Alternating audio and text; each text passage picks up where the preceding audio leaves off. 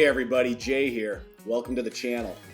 Wanted to do a quick video today on Wells Fargo because I think, as most of you are probably aware, they had a less than stellar earnings report regarding Q4 earnings of last year. And I'm interested because they are my 17th most owned stock overall, but they're also my top holding in the financial sector. So as you can see here, I own, let's scroll down. So you can see I own 408 shares of Wells Fargo, a little under 20 grand right now. That's about what I purchased at. I've lost a little bit, but I wanted to take a look at Wells Fargo because revisiting why I purchased them last summer, it was really simple. I purchased them for two reasons. Number one, they had an outstanding yield. Their yield was right around this range last year when I bought them, 4.17. And then the other reason is their PE around that time was in the 11s, kind of like the forward PE is right now at 11.9. So between the income and the value, I was really excited to buy Wells Fargo, especially relative to their competition. That being said, their latest earning report just perked my ears a little bit. I don't want to overreact. I don't want to panic or anything like that. But I do want to do a little bit of due diligence and just take a look at, is Wells Fargo the top bank stock that I should be holding, or is there potentially an opportunity to add a better bank to my portfolio? A little context, I own them in a tax sheltered account, in a Roth IRA account. So I can buy and sell this stock with no tax implications.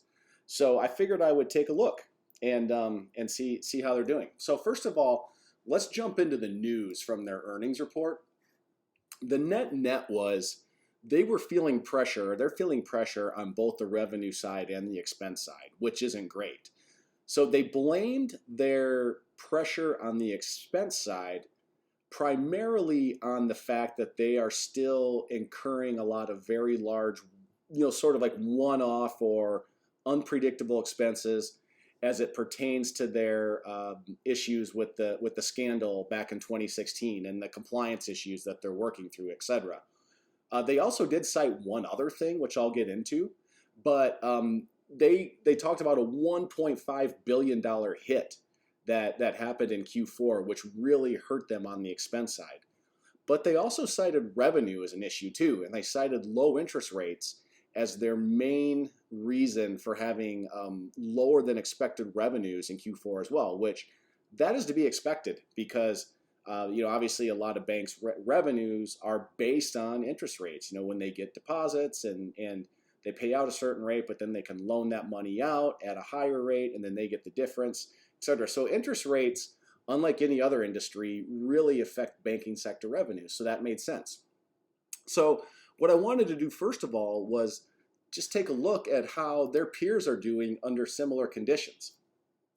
So for starters, I just took, Wells Fargo, Bank of America, who I also own, and then JP Morgan, who is pretty high on my wish list of stocks that I don't own that I'd like to add to my portfolio.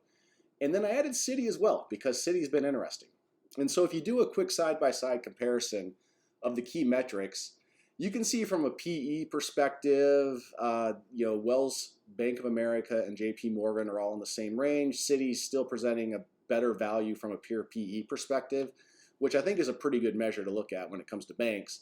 And then from a forward PE perspective, you can see that they're already anticipating a lot of earnings for JP Morgan moving forward when Citi still represents the best value.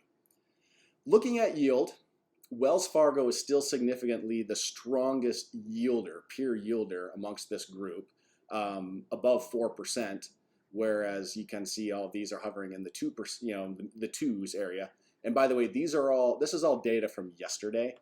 I did this sheet last night, so it's a little bit off from what you saw before, but still close enough.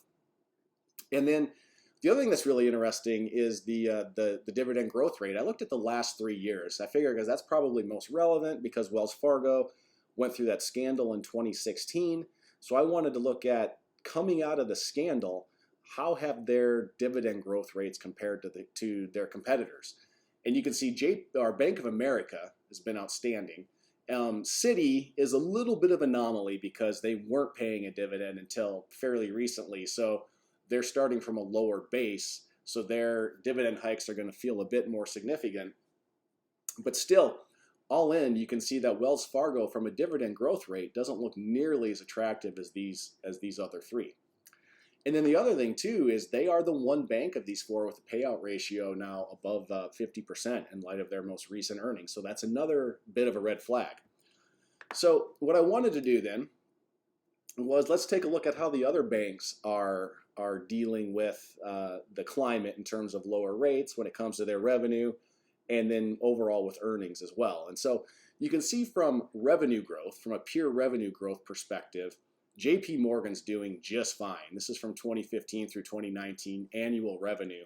And they had a nice year over year, just a little under 6% increase. Citi showed a decent increase, and then obviously Wells had the biggest drop.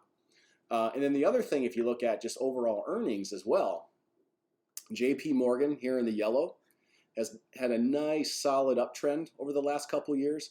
Citi, they have a bit of a more volatile business model because they have more exposure globally, and they're a little bit more exposed to the credit card market, et cetera. So you can see they've been a bit more volatile. They had a rough 2017, but they've rebounded nicely. And Bank of America has been steady. They've been steady. Whereas for Wells Fargo, you can't really see it. They're the only one from a year-over-year earnings per share perspective dropped. And you can kind of see that up here. They dropped 5.37%. So for me, that is a little bit of a red flag for Wells Fargo because they cite the low interest rates as hurting them on the revenue side, but JP Morgan is doing fine. And the argument for buying JP Morgan has always been you're not going to get the best value, but they are the class of the category. So that makes me think twice a little bit about should I have my money in Wells, or is JP Morgan Chase a bit of a better option?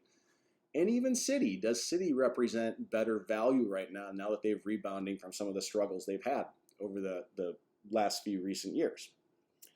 So the other thing I wanted to look at was the expense side as well too, because Wells not only talked about the issues they were having with revenue, but also expenses.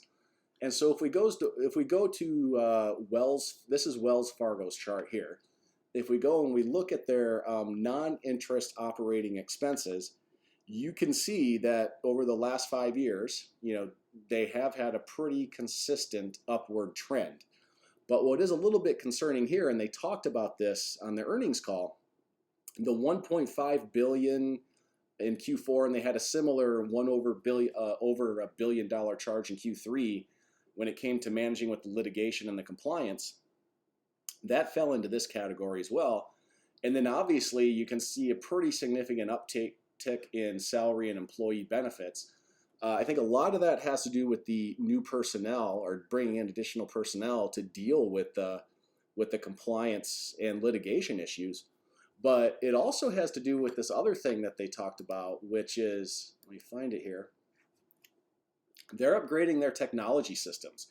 And essentially their CEO, we can kind of scroll down here, bear with me, is a guy by the name of Charles Scharf. Here he is right here. And he's new to the company. And his the gentleman who's leading this technology upgrade is also relatively new to the company, a guy by the name of Saul Van Beerden.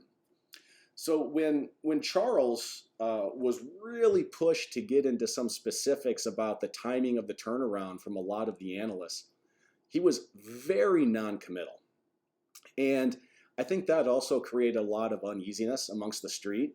The street doesn't like uncertainty when it comes to timing on the turnaround of something as significant as Wells Fargo.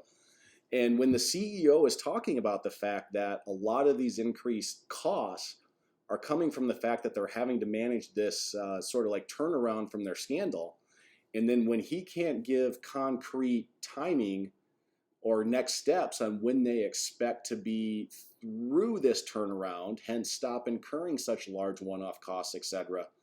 Um, that's another reason I think the stock price is doing so poorly, in addition to the numbers. And if you listen to their earnings call, which if you're interested at all, I suggest you do, you can go onto their Wells Fargo's investor relations page. It's very interesting because he got asked, he being Charles Scharf, got asked a number of different times in different ways by different analysts to pin down specifics in terms of timing and everything else. And he cited two main reasons why he couldn't get into specifics on when they expect to be through this turnaround. And he said number one was because they're in the midst of litigation. He can't comment on things that are in litigation, which makes sense. And then he also cited the fact that he's brand new to the company and it's not really fair to ask him to get into details. And that one to me was a bit of a red flag. Like it's one, like, sure, this, he's been with the company for a brief period of time.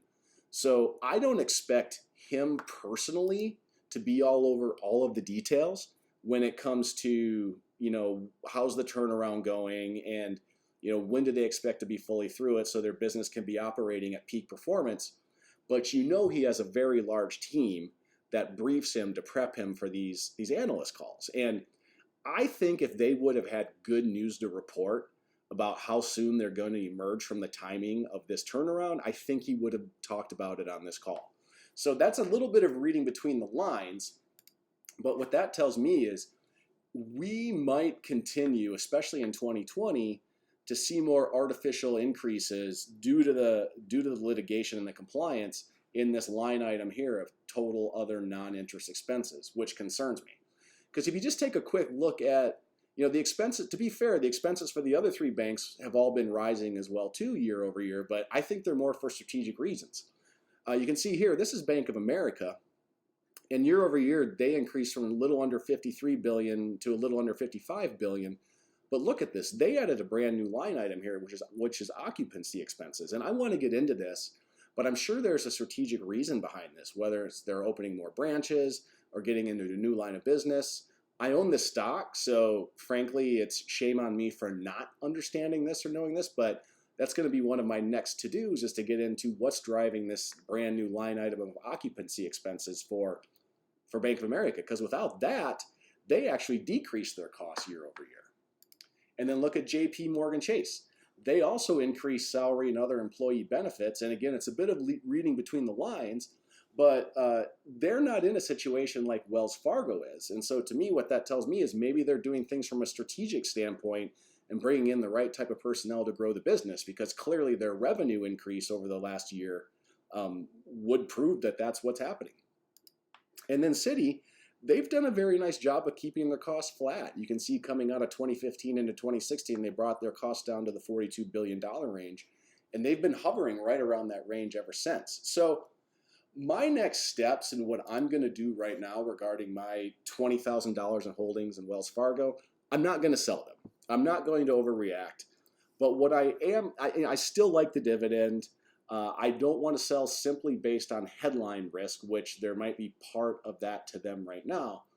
But what I'm going to do is I'm going to really closely keep my finger on the pulse of Wells Fargo. And I'm really curious to know how they're going to manage this technology transition. And are they going to start to offer any nuggets as to how soon they can expect this turnaround to be complete? And I will tell you, I don't feel a sense of urgency to sell out of them and say buy JP Morgan Chase right now, because all the banks just reported their earnings. So I don't see anything too significant that's going to be spiking the price of JP Morgan Chase anytime soon. But as I do more research on this, if this sense that I have that Wells Fargo still has a significant amount of work to do in terms of turning things around, I do need to start to ask myself, with that $20,000 in holdings, is getting this delta on my return in dividends, 4.15 instead of 2.6, is it worth it? Or could I potentially expect a bit more capital appreciation from as strong of a business like JP Morgan And then also layer in the fact that they're going to have a higher compound annual growth rate for their dividends as well too. So again, net, I'm not selling Wells Fargo right now. I have a little more work to do, but I just might sell them after a little bit more research and a little bit more thinking. Okay, that's my video today. Thanks for listening. Have a great day. Bye.